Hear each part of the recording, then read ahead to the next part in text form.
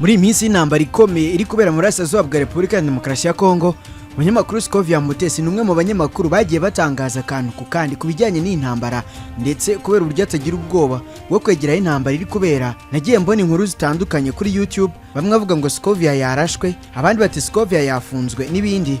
Ariko ikigaragara ni ya maco y'inda bamwe mu ba YouTubers bakoresha ngo babone views nyinshi, kuko Scovia ni muzima ndetse akomeje akazi ke nk'uko bisanzwe. Ariko se kuki Mutesi Scovia hajyemo kugaruka ku bitwe y'inkuru z'ibitangazamakuru bitandukanye? Ese niye mpamvu ituma bamwe bamutinya? Akuraho imbaraga zo gushaka inkuru niyo byaba bisa nk'aho ari ukwiyahura? Ahubwo se anakuraho imbaraga n'umurava byo kubaza ibibazo bikomeye imbere y'abayobozi bakomeye nka nyakubahwa Perezida wa Repubulika Paul Kagame. None muri make Scovia Mutesi ni muntu ki? Uyu mubyeyi yatangiye akazi ke k'itangazamakuru, bamwe mu bamuba hafi batabyumva neza, ariko wabyiyumvamo ntiyacika intege, akomeza kugerageza kugeza kuri ubu aho yabaye ikimenya bose. Scovia yagiye agaragara cyane ku mbuga nkoranyambaga mu mashusho atandukanye yagiye ajya hanze, akora ubusesenguzi muri politike ndetse no ku zindi ngingo zitandukanye, abinyuje mu bitangazamakuru bitandukanye, harimo chaîne ya YouTube n'iya televiziyo Mama Rwagasabo TV ndetse n'iyitwa Mutesi Scovia.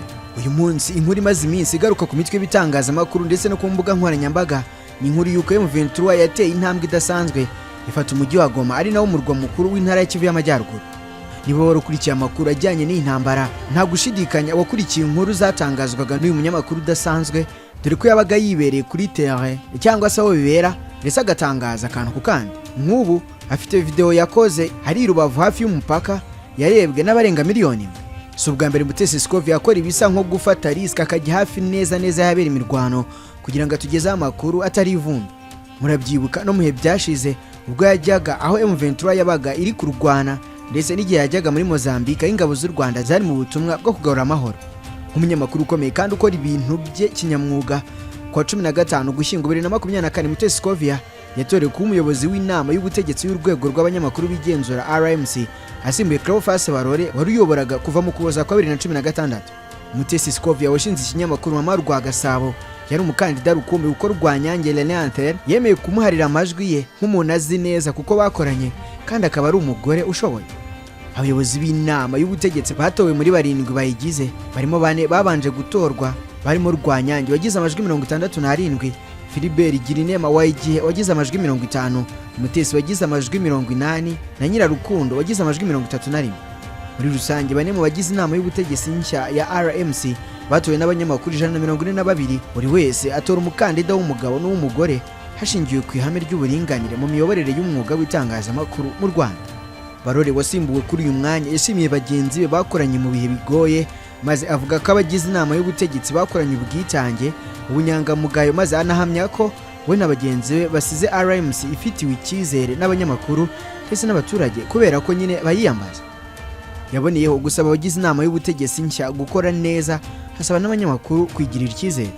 Mutesi yavuze ko atewe ishema no kuyobora abanyamakuru bagenzi be, yavuze ko ari abahanga bashishoza kandi baharanira uburenganzira bwabo, ndetse basaba gukomeza imigirire.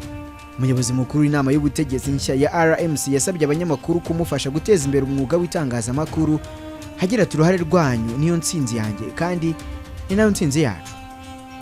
Yatangaje ko atazahindura akazi ke kuko azakomeza gukora nk'umunyamakuru abibangikanye n'izi nshingano nk'umuyobozi w'inama y'ubutegetsi, asaba abayobozi b'ibinyamakuru kumufasha kunoza kurushaho uyu mwuga. Ariko se mu by'ukuri uyu mugore wagizwe umuyobozi mukuru w'inama y'ubutegetsi w'urwego rw'abanyamakuru bigenzura RMC ni muntu ki? Muri iki kiganiro uraza gusobanukirwa ibigwi by'uyu munyamakuru udakunze kuvugwaho rumwe na benshi, bakunze kuvuga ko agira amahane cyane bigatuma bamwita igishegabo n'andi mazina menshi. Ndaza kukubwira akantu ku kandi kuri Mutesi Scovia, mubwira uburyo yisanze mu mwuga w'itangazamakuru ndetse ntaho kuri imbaraga zo gukomeza gukora ibikorwa by'indashyikirwa, mubwire ubuzima bwe busanzwe. Nukurikira neza inkuru ya Scovia no kwigisha isomo rikomeye uzahora uzirikana mu buzima. Jyewe nitwa Eric Rukundo, Sage Direct. Si byose amateka, politike, ikoranabuhanga, ubuzima n'izindi ngingo nyinshi zo tuganira kuri channel. Kora subscribe kugira ngo tujye tubana mu biganiro byacu bya buri munsi ntawema kugutegurira. Rero ubwo naguhaye ikaze.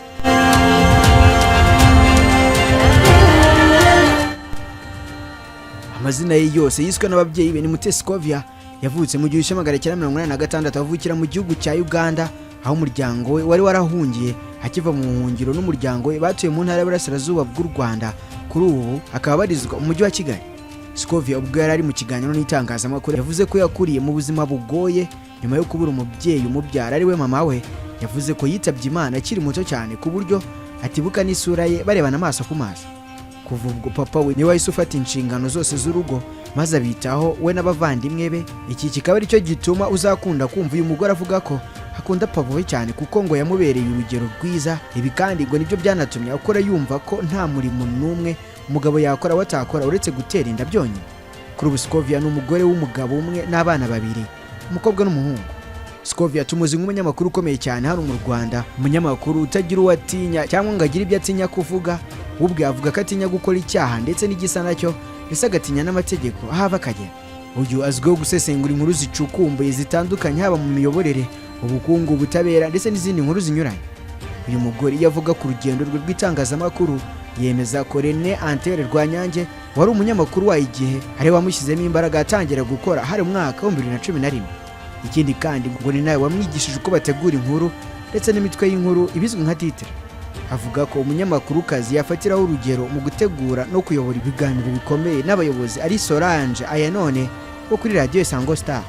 Nubwo akunda umwuga w'itangazamakuru, Mutesi avuga ko akora ibishoboka byose akaririnda abo mu muryango we kuko asanga ntawe ritinya uwo yaba ari we wese. Mutesi ati ubuzima bwanjye bwite, umuryango mvukamo wo nashatse bo n'abantu bari hanze y'akazi nkora, mbarinda itangazamakuru n'ibisa naryo kubera ko ntabwo bigira uwo byubaha n'uwo bitinya. Iyo abantu baza babandi tubona ku mbuga nkoranyambaga wenda ukabona barimo baratuka Scovia, ngiye ku rwego ndiho nshobora kubyakira, ibirenze umurongo nkaba nabibaza amategeko kugira ngo abimbarize. Mutesi akomeza agira ati ariko kuza umuntu akavuga ko ndi mubi uko ngaragara, hari igihe papa wanjye atabikunda, noneho bakajya no gushaka ifoto ya papa wanjye bati dore barasa. Icyo gihe mbaye naravuze amazina ya data nkamushyira hanze, mu by'ukuri naba naragize uruhare rwo gutuma umuntu runaka asuzugura umubyeyi wanjye, umugabo wanjye, abana banjye cyangwa se mabukwe n'abandi. Mutesi yavuze ko ariyo mpamvu yirinda kuvugira mu itangazamakuru imyirondoro ye yose uko yakabaye. Icyo gihe yarakomeje ati niyo mpamvu ntari bujye kuvuga ngo nitwa runaka mwene runaka, navutse n'inyankuranya, gusa uko biri kose icyo nababwira narezwe nk'uko abandi bana bakora mu muryango, nubwo twagize ibyago tukavukira mu buhungiro. Uyu munyamakuru kazi Scovia aherutse gusezera kuri kimwe mu bitangazamakuru yakoreraga, akaba ari nacyo yamenyekaniyeho cyane aricyo B&B Kigali FM. Amaze kugisezeraho ahita atangaza aho agiye kwerekeza. Mu butumwa B&B Kigali FM yanyujije ku mbuga zayo nkoranyambaga yaragize iti tugushimiye ubwitange umurava w'ubunyamwuga wagaragaje mu kazi kawe, amahirwe muri byose. Umwe mu bakunzi ba Scovia yabonye ayo makuru maze yifashishije urubuga rwa X amubaza aho agiye kwerekeza. Scovia amubwira ko agiye gukomereza ku kinyamakuru cye mu mahoro rwa Gasabo n'ubundi yari asanzwe agaragara. Uyu mubyeyi yanahawe ihembo byinshi bitandukanye kandi bikomeye, haba ibyano mu Rwanda ndetse no hanze yarwo.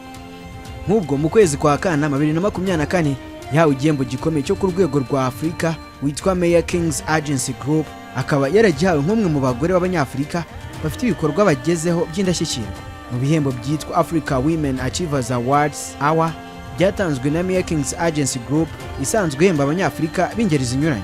Ibi bihembo byatangiwe i Kigali ku mugoroba w'itariki ya 10 Kanama 2024, bihabwa abantu 100 bo muri Afurika harimo abagore 99 bateye intambwe ifitiye akamaro umuryango mugari n'umugabo umwe washyigikiye ihame ry'uburinganire rizwi nka he for she. Muri abo bantu 100 bahawe ibihembo harimo Abanyarwandakazi 36 bo mu ngeri zitandukanye bafite aho bageze, ndetse ibi bihembo bikaba ari ubwa mbere bitanzwe muri Afurika. Ariko se maze kumva ubuzima bwa Scovia uburyo ari umugore ugira intego mu buzima ndetse akamenya guharanira buri kintu cyose yiyemeje kugeraho mu buzima, niki wamwigiraho? Ahubwo se wumvise uburyo azi gutandukanya ubuzima bwe busanzwe n'ubuzima bw'akazi, cyane cyane imbuga nkoranyambaga? Bise byo nta somo wabikuramo? Reka tubiganiraho muri comment. Njye nitwa Eric Rukundo Sage Direct.